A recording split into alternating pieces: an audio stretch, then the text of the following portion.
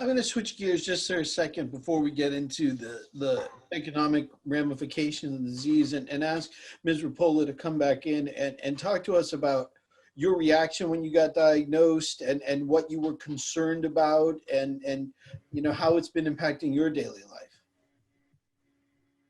So with the initial diagnosis from the first pulmonologist, because there were the blood clots, I just kind of didn't listen to the fibrosing ILD. He didn't actually give me that diagnosis. He just said, we have to watch this. And 5 years later, I had pneumonia, and I had another CAT scan done. And he looked at that and then compared it. And he said, there's progression here, and we need to refer you to an ILD clinic. So he referred me to the local hospital here that has a really well-respected ILD team. And at that time, my new pulmonologist, he was really careful. He described the ILD as, you know, an umbrella disease. There were a lot of different categories. There were some that he could eliminate right away. And then there would be this whole battery of tests that we would go through, and including, I did have a lung biopsy.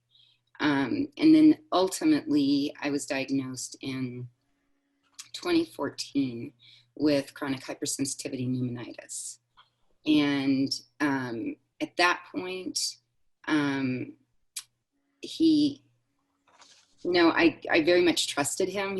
I had, you know, had a lot of experience with him. I'd seen him several times, and I'd seen other doctors in that clinic. And it was a multidisciplinary team, like y'all just talked about. I saw the rheumatologist, we had an environmental person come in and evaluate the house and look for mold and that kind of thing. And I have to say though, because there was very little information available on ILD at the time, that I kind of didn't take it very seriously, which is one of my great regrets. I didn't see a big impact. And until after the lung biopsy, where I actually went on oxygen. And then when he gave me the diagnosis, then he put me on kind of standard of care, you know, suppressive therapy. And he said, you know, you need to be careful. And I'm embarrassed to admit that I just didn't listen to him, and I just didn't take it very seriously. The thing that kind of bothered me the most was being on oxygen, because that's external, and all of a sudden you're carrying around a tank and people notice that. And so that was kind of embarrassing. And then some of the other things that it really slowed me down in terms of, you know, like what I could do physically. And I had always been really active. And so all of a sudden now it was like, oh, you're not going to be running any more half marathons.